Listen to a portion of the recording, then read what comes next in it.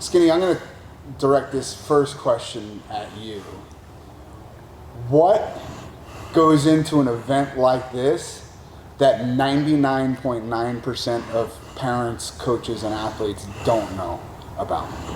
It's the planning and making sure you have everything that you need for to make the event happen. Like today, I had to run across to the other side of town to get a circle maker for our mats. So we're using the white mats, and they don't have circles on them; they're all blank, which is good for when we're doing tournaments. But we got to have a circle maker, and it wasn't in the trailer because it's a different trailer than they normally use, and I had to run all the way across town to get it, and that was about an hour journey. So, but like something tells me that there is something like that happens every single day for like a month or two leading up. So what else is there that nobody knows? Like there's just so many different moving parts to this. Yeah, a lot. It's communicating between like the facility that we're at, just making sure we know who's in charge of what at the facility, and communicating, making sure we all have the timelines, and then relaying those timelines to everybody else so that everybody's in the right place when they need to be there, and then just trying to butter up people to get more out of them, get in a little bit earlier, get a little bit better price break, things like that, just making sure that we're in the best case scenario possible. So how long does it, what length of time does it take to put on an event like this? Because this is like a 6-month endeavor. Yeah, I would say we dove head in on this probably, was it March? Yeah, late March, middle of March. We got that email, and then we thought, well, maybe after it. Yeah. It's probably late March, and we've been doing nothing but going after this. I mean, we're finishing up. Luckily, Lincoln was pretty much all wrapped up, and for logistics wise, and so we were able to tackle this a little bit faster and get it done a little quicker. But we're still got moving parts going and making sure everything's falling into place today. So. Okay, Dominguez, what is it? Skinny is doing a lot of the heavy lifting on the event side of things. Yep. Tell me about the role that you play, because it's very obvious that you guys play off each other very well. How do you see your role in the PNL, and more specifically as it pertains to the events? Yeah, so a long time ago when we got together, I don't know, it's probably 2009 when we first met, maybe earlier than that. We always seemed to be good friends and work well with each other. So I coached him a little bit when he was younger, and then into his senior level career. But in reality, he got really good at the things I was not good at when it came to club. So whenever we're doing things like this, I become his assistant coach. Right. He tells me what to do. I try to get it done. We got here early. We were here probably 4 hours before we got you, planning out, putting things in boxes, making sure that we have all of our I's dotted and our T's crossed. But I'm sure we were just talking with batteries. Oh, don't forget batteries, right? So, and then whatever I can do to be his assistant in helping set up and do all the things correctly. He'll send me off because he trusts me, hopefully, and he'll send me go this or that and da. And then when we're wrestling, a little bit I take over the wrestling on the coaching side, but then he'll be the assistant in the wrestling world. But we seem, like you said, we play off each other pretty well. We've run several events. Well, I shouldn't say we. He heads them up. I help run them, and from World Team Trials for seniors all the way down to U20 Nationals and U23 Nationals. The PNL, he's first ever U15. First ever U15s. We're here in Omaha. We put that one on. We're hoping to get the non-Olympic weight classes in late September for World Team Trials here in Omaha. But he does a really good job of putting events together. He knows the ins and outs of a lot of things that I don't want to learn, so he learned them, and then I just follow through whatever he tells me to do. So it makes life easy on us. Yeah, it is a full-time gig. For sure. It is a full-time gig, and I know he won't talk about it. So would you care to expound upon how much time and energy is spent putting into these events? It's an inordinate. It's fun. Yeah, it's what we do, right? Yeah, I woke up today. I was like, I'm going to run an outdoor event. Yeah. No, it's developing relationships, like you said, finding places to put things. And more so to what he's talking about, like forgetting what to bring to a tournament, but it's all the things that he does that he doesn't even realize he's doing, like developing those relationships with the city stuff, and then the Werner Park people, and getting in contacts tracks and knowing people. He spends, countless hours doing that. And then he's got to figure out what makes our P&L run better. And I told him he's the executor. We'll as a group, as us owners, I don't want to say this like it's like we don't tell him what to do, but we give him ideas and then he executes, right? So as he's executing, he's maneuvering and he's going, oh, I don't know if this will work. He sends it back to us, but he does all that legwork. That's, it's a 60-hour job that he probably only gets paid 20 hours for, right? So, but it is a lot of things like that. He's probably contacted every venue in the United States here recently because we're looking to go to, I think we're going to go to Kansas City with PNL in October, November, right? In November. Yeah, and then, but you looked at Nashville, you've looked in California, you've looked everywhere, right? So there isn't a place that he's not reaching out to, not doing that work for. 3 months of prep for 1 month of go, and then 1 day of work, right? For every type of event that there is. Some of them overlap, but it's a lot. Yeah. Right. It's not just computers and screens when you see stuff like this, right? Yeah. It's way more than just that. A lot of phone calls, a lot of screen time, a lot of just making sure coaches are doing their job. Coaches like me don't call them up and go, hey, I'm going to throw you like 9 wrenches, so I'm going to ruin your day, right? So that's the other thing that he's got to put up with, that not a lot of people understand what he does. Sure. Yep. All right, Skinny, what in your estimation, now you've been director of the PNL for a year now? Just about a year, a little over a year. A little over a year now. You have a great grasp of what we collectively are all trying to accomplish.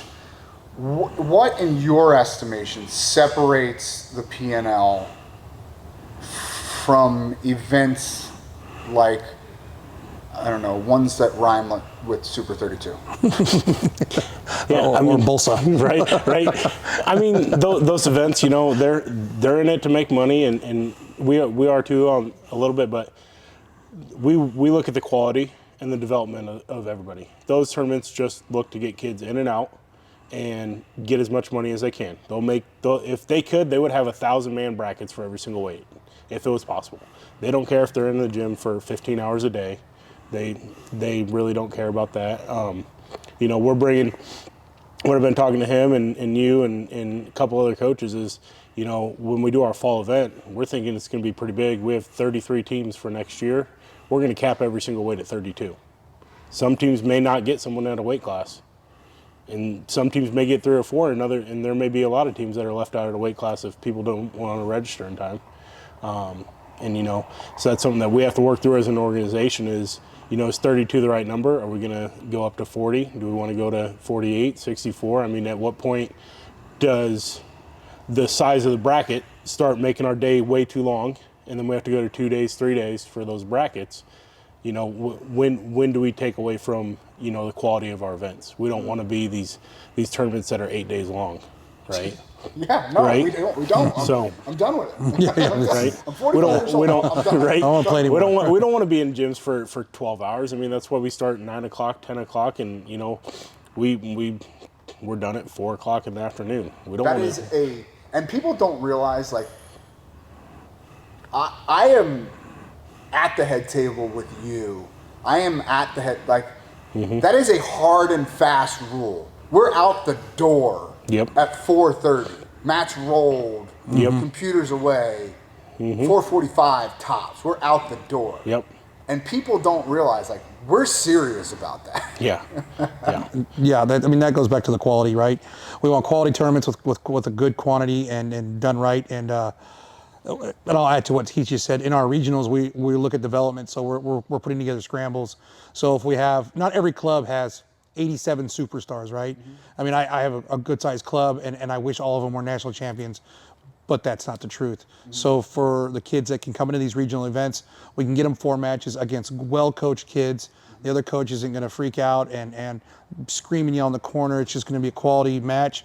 You're going to get beat, you're going to win, doesn't really matter. It's just a good match for them to learn and grow in, with real whistle time and real good coaches coaching against you and coaching for you. Yeah. Which is, to me, what I really love about the P&L. And to that point, I talked to a couple of the referees after Lincoln, and they were like, hey, this was our first freestyle event of the year. Like, we came in really nervous.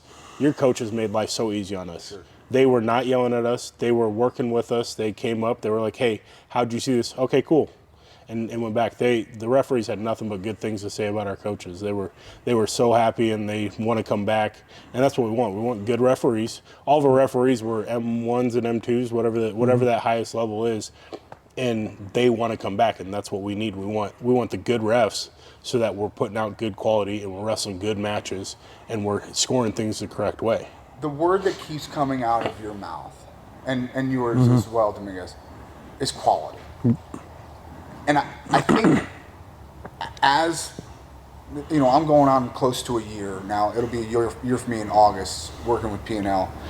The word that is constantly passed around is quality over whatever, quantity, quality over cost, quality over, and it's very obvious that has been our mantra through and through. As we grow, Skinny, as we grow, is it getting harder to keep the same quality in every aspect? No, I don't think so. I think it's getting easier to keep the quality. Really?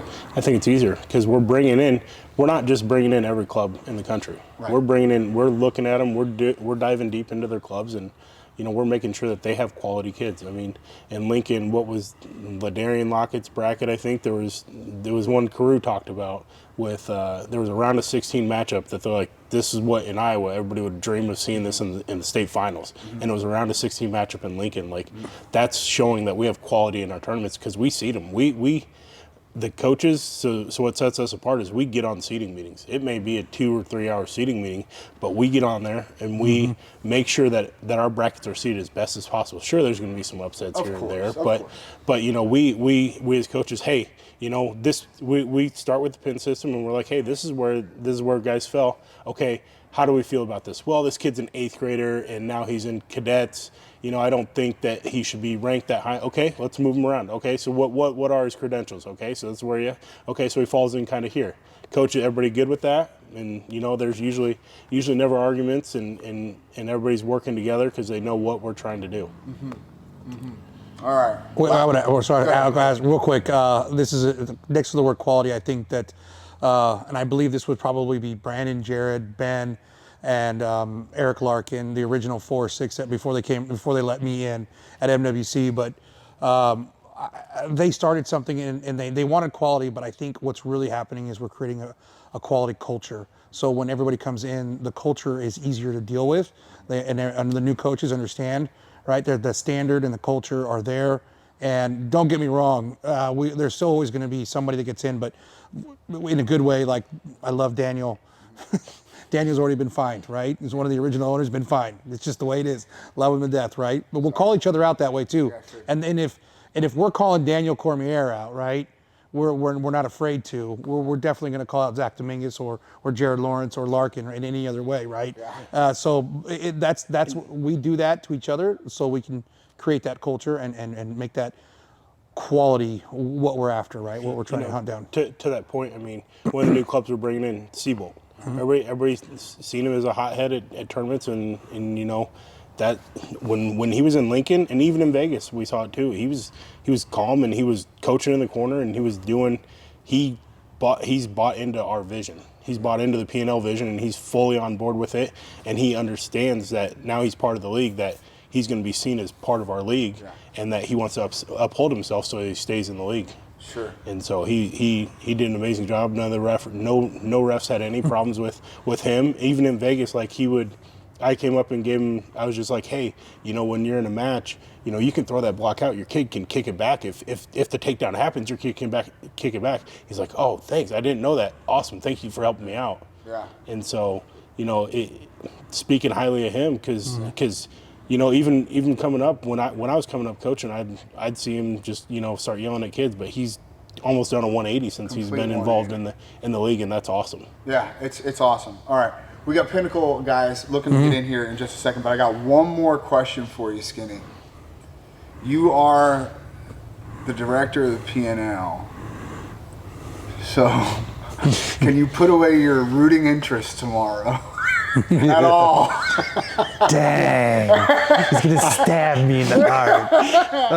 It's it's going to be a really good duel. I've looked at the lineups. Oh, and don't give me the coach speak. Look through them. Obviously, I work with the MWC kids every day, but at PNL, I try to remove myself from coaching. I don't think I've coached in there, and I think, not that it's the fair thing, but I think it's the right thing to do is remove myself, just because the officials know who I am, because I talk with them, and I just step away. That's a personal choice of mine.